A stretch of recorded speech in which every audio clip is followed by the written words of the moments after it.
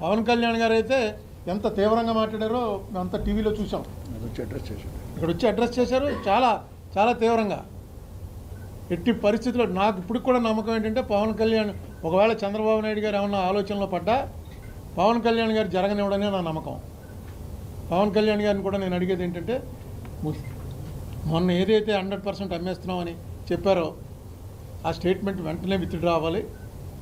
Cabinet నిర్ణయం అయిపోయింది అని చెప్పిన నిర్ణయాన్ని వెంటనే పక్కన పెట్టి దీని మీద నెగోషియేషన్ స్టార్ట్ చేయండి. చాలామందికి ఉన్నటువంటి నాకు కూడా ఉండేటువంటిది ఒక అపోహ, ఒక అండర్స్టాండింగ్ మాకు ఏంటంటే స్టీల్ ప్లాంట్లో జరుగుతున్నది ఉద్యోగుల పోరాటం.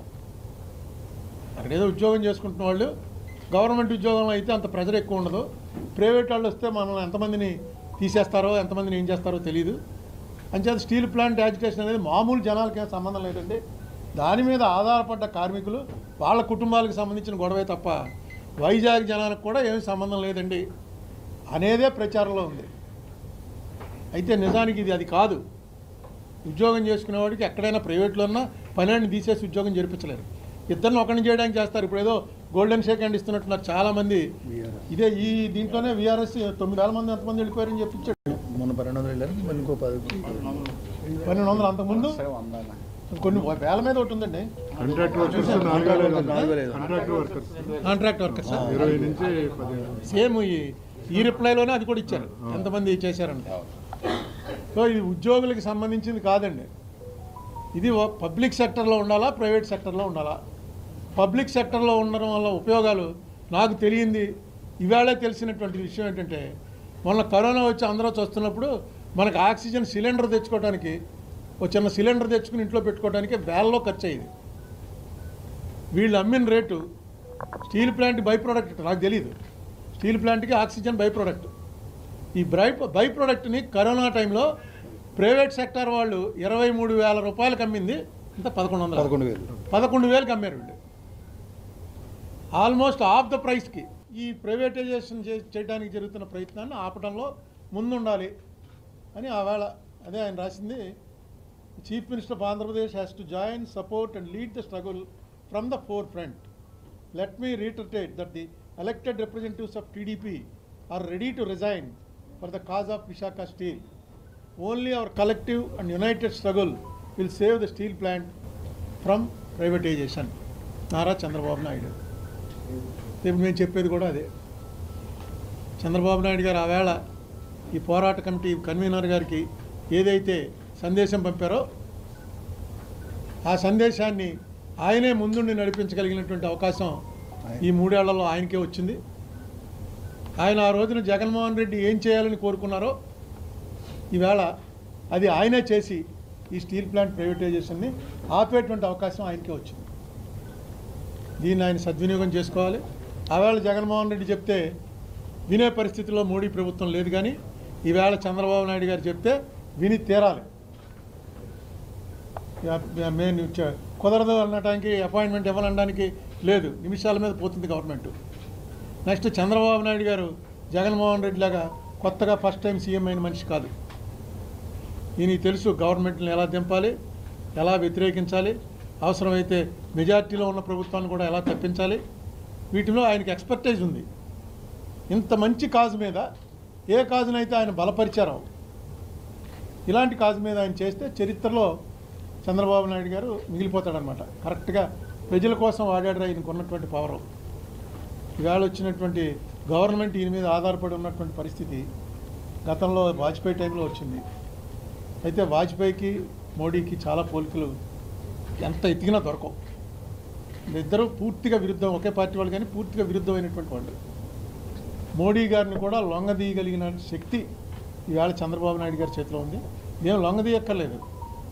వీళ్ళ ఎలియన్స్లో క్యాపిటలిస్టిక్ ప్యాటర్నా సోషలిస్టిక్ ప్యాటర్నా అన్నది ఏ రోజు కూడా వీళ్ళు ఒక కామన్ మినిమం ప్రోగ్రాంలో రాలేదు.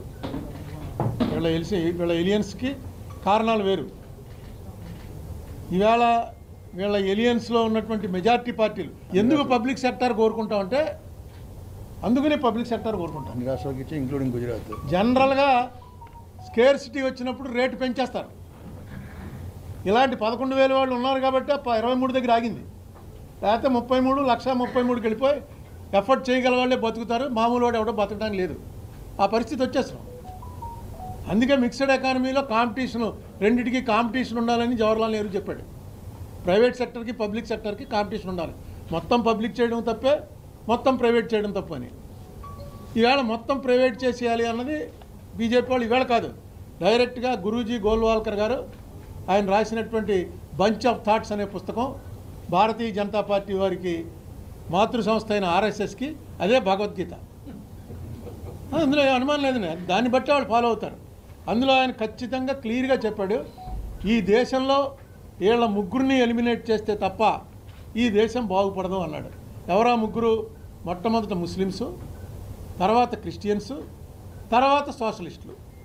సోషలిస్టులు అంటే కమ్యూనిస్టులు, మనం కమ్యూనిస్టులు అంటాం కదండి, అది సోషలిస్టులు అంటే వీళ్ళు. వీళ్ళ ముగ్గురిని ఎలిమినేట్ చేయాలన్నాడు. మళ్ళా వీళ్ళని మార్చాలి, మనలో చేర్చుకోవాలి, ఇలాంటివి ఏం లేవు.